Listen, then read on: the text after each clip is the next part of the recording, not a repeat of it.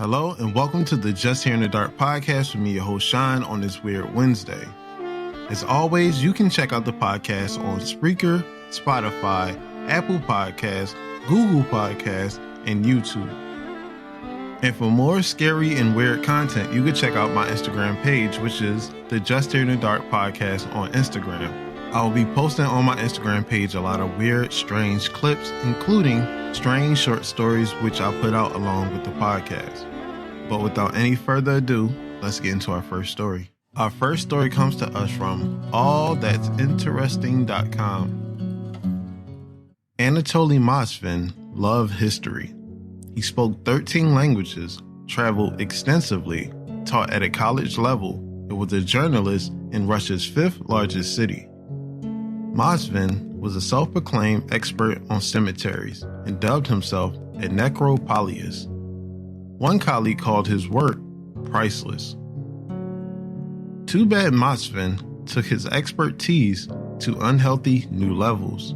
In 2011, the historian was arrested after the bodies of 29 girls between the ages of 3 and 29 were found mummified in his apartment. Anatoly was known as the ultimate expert on cemeteries in his city.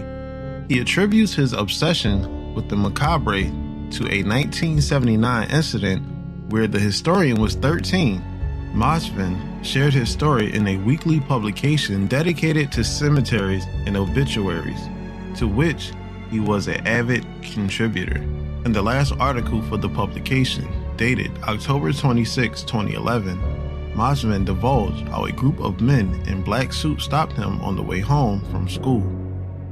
They were en route to the funeral of 11-year-old Natasha Petrova and dragged young Anatoly along to her coffin where they forced him to kiss the girl's corpse. Moskvin wrote, "I kissed her once, then again, then again." The girl's grieving mother then put a wedding ring on Anatoly's finger and a wedding ring on her dead daughter's finger. "My strange marriage with Natasha Petrova was useful," Moskvin said in the article. Strange, indeed. He said it led to a belief in magic and ultimately a fascination with the dead. Whether the story was even true is besides the point by now, as his disturbing thoughts would go unchecked for more than 30 years. Anatoly's interest in the corpse-kissing incident never abated.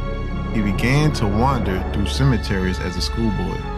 His macabre interest even informed his studies, and Moskvin eventually earned an advanced degree in Celtic studies, a culture whose mythology often blurs the line between life and death. The historian also mastered some 13 languages and was a many-timed published scholar. Meanwhile, Moskvin roamed from cemetery to cemetery. "I don't think anyone in the city knows them better than I do," he said, of his extensive knowledge of the region's dead. From 2005 to 2007, Moskvin claimed to have visited 752 cemeteries in Russia. In 2009, locals began to discover the graves of their loved ones desecrated, sometimes completely dug up.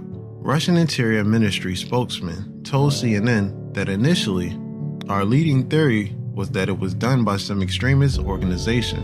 We decided to beef up police units and set up groups composed of the most experienced detectives who specialize in extremist crimes. But for nearly 2 years, the Interior Ministry leads went nowhere.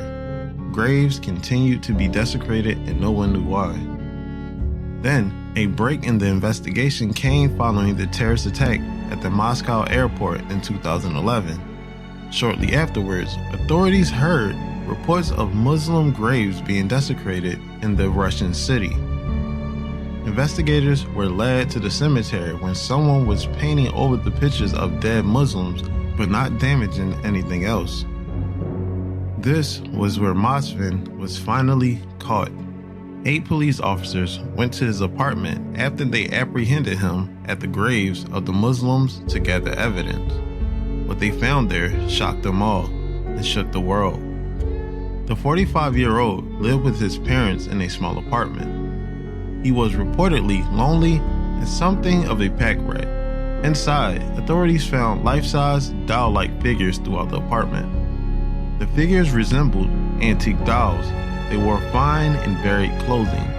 Some wore knee-high boots.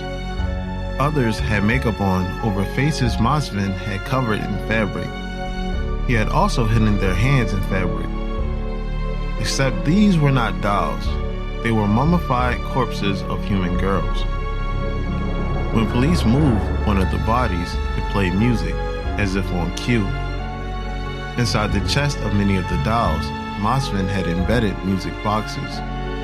There were also photographs and plaques taken off the gravestones, doll-making manuals, and maps of local cemeteries thrown about the apartment.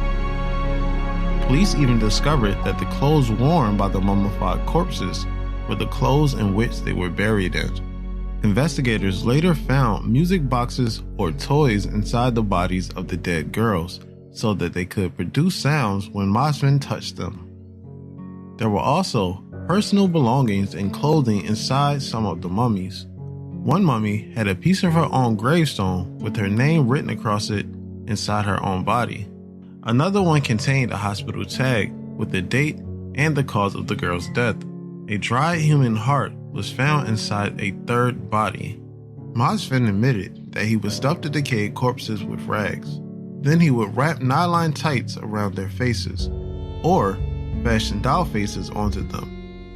He will also insert buttons or toy eyes into the girls' eye sockets so that they can watch cartoons with him. The historian said that he mostly loved his girls, though there were a few dolls in his garage which he claimed to have grown to dislike.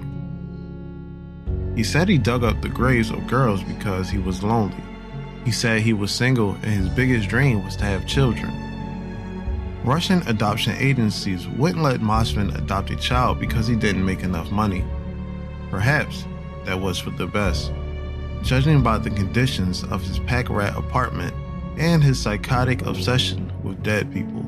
In all, authorities discovered 29 life-size dolls in Masvin's apartment. They ranged in age from 3 to 25. One corpse he kept was nearly 9 years old. Masvin was charged with a dozen crimes, all of which dealt with the desecration of graves. The Russian media called him the lure of the mummies and the perfumer. Neighbors were shocked. They said that the renowned historian was quiet and that Masvin's parents were nice people. Sure, a rancid smell emanated from his apartment whenever he opened the door, but a neighbor chalked that up to the stink of something that rots in the basement of all the local buildings. In court, Masvin confessed to 44 counts of abusing graves and dead bodies. He said to the victim's parent, "You abandoned your girls. I brought them home and warmed them up." Masvin was diagnosed with schizophrenia and sentenced to time in a psychiatric ward following his sentencing. Though as of September 2018, he was faced with the opportunity to continue psychiatric treatment in his home, the victims' families think otherwise.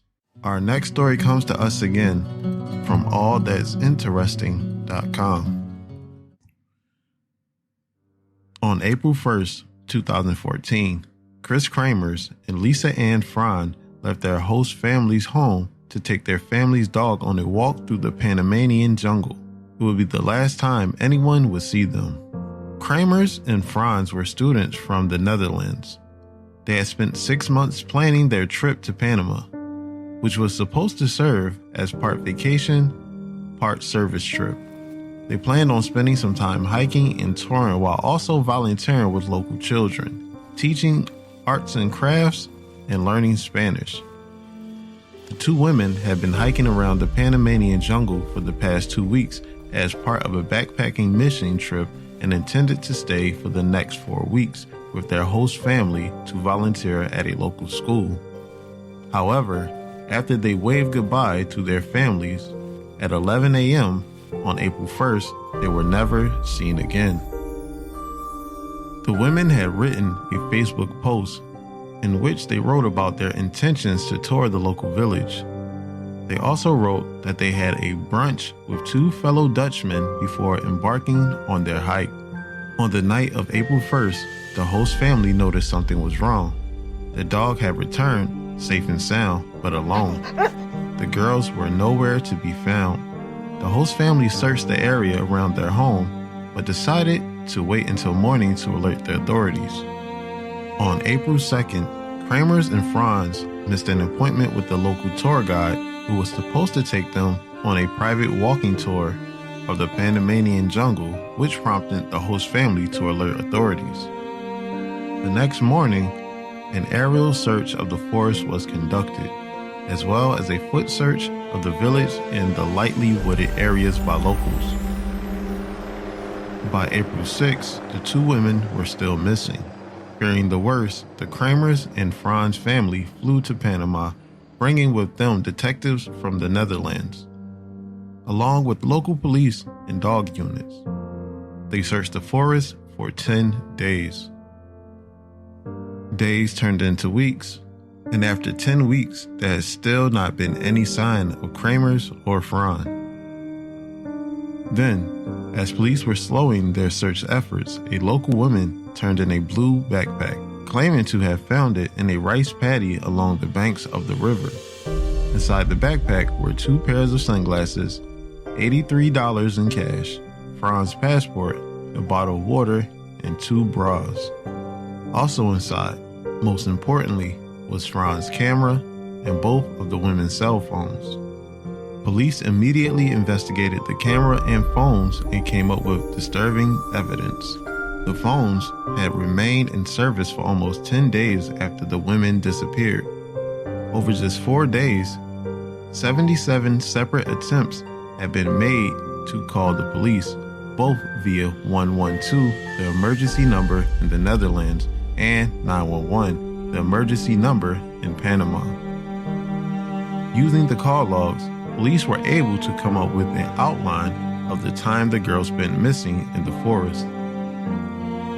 The first 2 emergency calls had been just hours after Kramers and Franz had begun their hike to the 112 emergency number.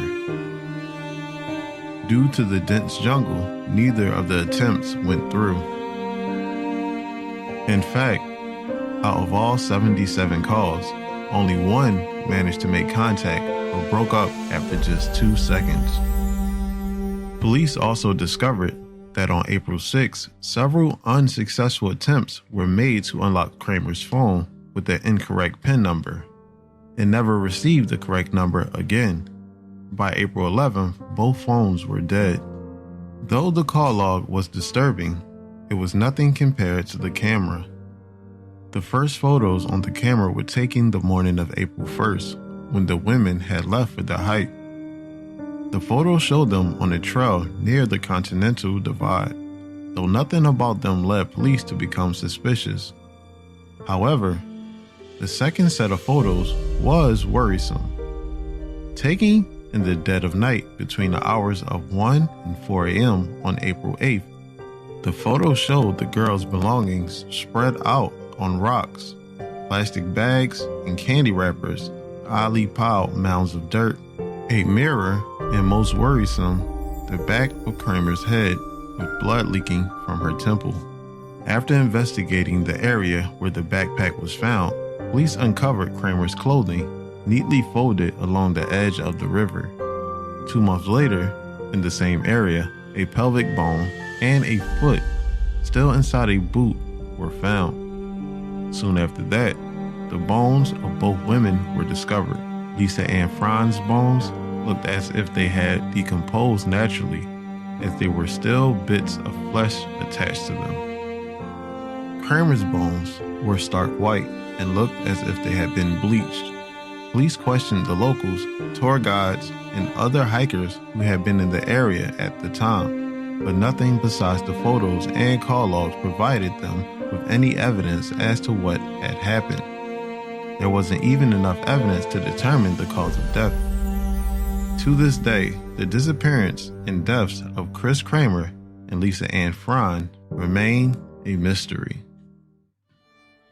All right, I'm going to end the podcast off right here. I want to thank you so much for checking out the podcast. Honestly, I appreciate it immensely. Please check out more of my content if you're interested. And I'll be putting out my podcast every week along with other content.